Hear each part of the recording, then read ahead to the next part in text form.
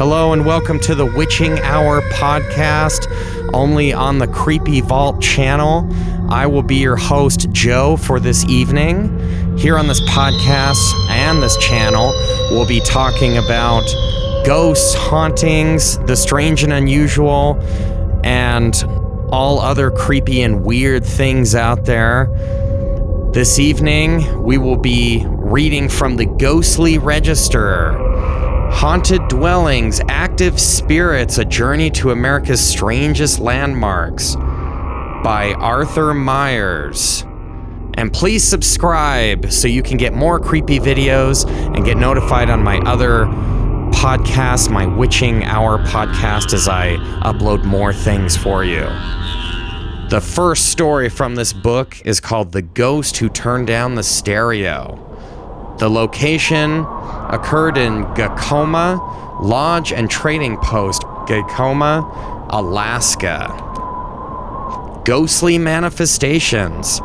Jerry Strang says, I never did believe in ghosts till we spent our first winter here, but he does now. Barbara says, the thing that made me believe in ghosts was that one night we were sitting in our living room off the lobby of the lodge. We were closed. The front door opened and closed, and we heard heavy footsteps, like someone in logging boots, go across the lobby. We were waiting for someone to come in the door of our living room, but no one did. We got up and looked around, and there weren't any footsteps in the snow, and there wasn't anybody in the building. That was a ghost, we figured. The ghost would do weird things, like locking the doors of the rooms upstairs from the inside.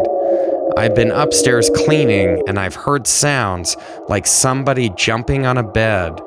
I'd open the room, and there wouldn't be anybody there. One time when John was staying in the lodge, he had a room upstairs, and another guy was in a room downstairs. They each heard voices at night, and they thought it was the other one. The next day, they found that neither had been talking with anybody. One time, a lady thought her room was on fire.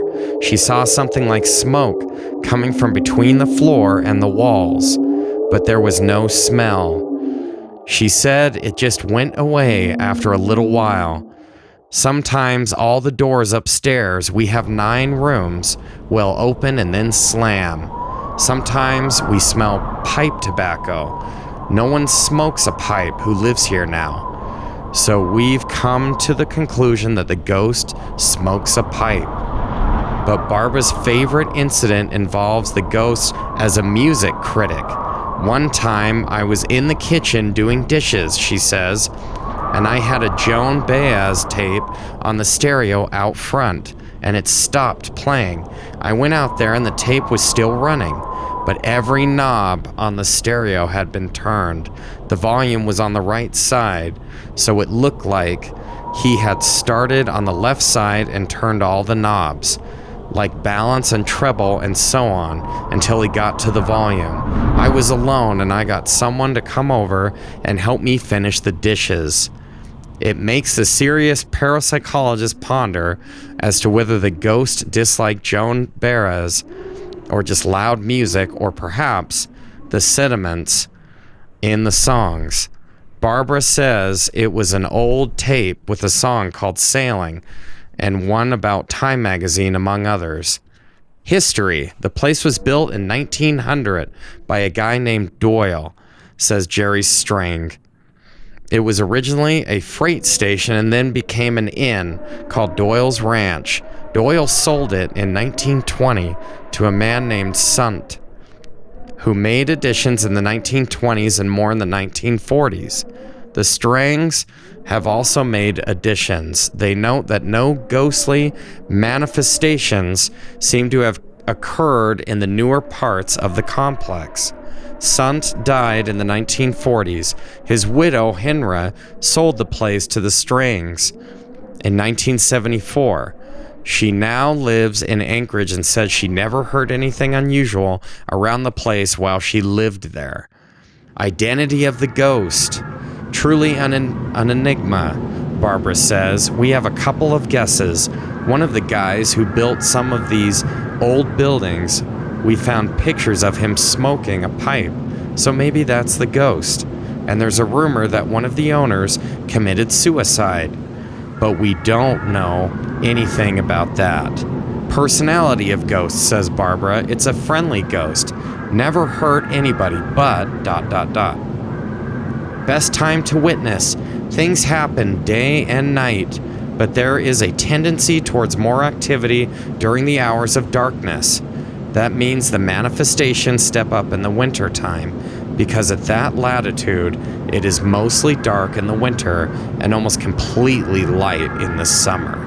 And it seems to still be haunted." The next story comes from Mangy Moose Saloon, Tonsina, Alaska. The Ghostly Bartender.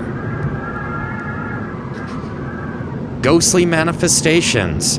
About 5 years ago, a waitress, Lorraine Coleman, says she saw a ghost behind the bar of the Mangy Moose. It was about 3 in the morning, and she was closing up the place. She was alone, listening to the jukebox. She says, "I turned around and saw this image of a man behind the bar, a man with a mustache. He smiled at me and I walked out, real quick like." She says the image was very clear, but she knew immediately it was a ghost, partly because she was alone and the doors were locked. He was tall, dark, and thin, she says. He had no hat, longish hair, a white shirt, a little black tie, and a mustache. She says she hasn't seen him since, but has had feelings of a presence in the bar, which she suspects might be attributable to her one memorable sighting. Jan Sorensen, wife of Robert, has had a number of experiences. Once she was in the walk-in freezer in the old lodge. She had her arms full of groceries and the door was shut. As she turned toward the door to leave, it opened by itself. She walked through it and said thank you, and it swung shut after her. Several of the girls have had experiences like that, she says. Jan's 2 dogs seem to have had some sort of experience a few years ago when they were puppies. "I was going to do some cleaning up on the 2nd floor, she says, and I tried to take my puppies up. They got to the top of the stairs and started yelping and ran back down again. To this day, they refuse to go back into the lodge." Susie Best, now a waitress at the Mangy Moose, had a number of experiences when she was a maid at the lodge. Often, she says, she would find the door to room 18, which seems to be the chief habitat of the ghost, bolted from the inside. There's an indent on the bed where he sits all the time. Susie says of room 18, she'd see the indentation and smooth it out. "I'd go on to the other rooms," she says, "and then I'd come back because I'd double check all the rooms and the indentation would be back in the bed." In 1981, she recalls 4 members of a road crew checked in and were given room 18. One of them had slept there before and decided instead to sleep in their truck. The other 3 took the room, says Susie, but in the middle of the night changed their minds and came down to sleep in the truck. The ghost was harassing them, Susie says, although she's not sure how. History. In the early 1920s, the lodge was hauled over the road in sections from Fort Liscombe in Valdez, about 100 miles to the southeast. It had been a bachelor officer's quarters. It replaced an older lodge roadhouse that had burned down. At one time, it was owned by a man called Happy Henry, who painted it pink and turned it into a casino and bordello. For several years, up through the 1950s, it was owned by Bill Ogden. It was then acquired by Bob and Margaret Fraser, who owned it for 22 years until the Sorensens bought it in 1982. Margaret Fraser, incidentally, still lives in Tonsina and thinks all the talk about ghosts in the lodge comes from the groaning of the building as it settles. Identity of ghost, no one seems to know. But there is a vague legend to the effect that it is a man named Bill Ogden, who owned the place for several years up through the 1950s, mainly because he is the only person known to have died there. Another theory is that there was a suicide there. In 1985, Susie Best received an anonymous letter with a poem calculated to make Robert Service turn over in his grave. She wonders if the ghost might have written it. Since he can open freezer doors, he ought to be able to write poetry. Here is the poem, The Ghost of Tonsina Lodge. He escaped from a place that was lower than hell, through the swamps and the hate of a Louisiana jail. Under the Big Dipper, among the ice and trees, he found a place called home, where his soul ran free. He stayed to himself, cutting a state from the land, working through the roaring 20s as a railroad man. In the Tonsina Lodge, as night settled in, 2 Canadian Mounties closed in on him. In final desperation, at the point of a gun, he committed his soul to the land he loved. Forever in room 18 in the Alaska night, you can see the reflection of his soul off the northern lights. Personality of ghost.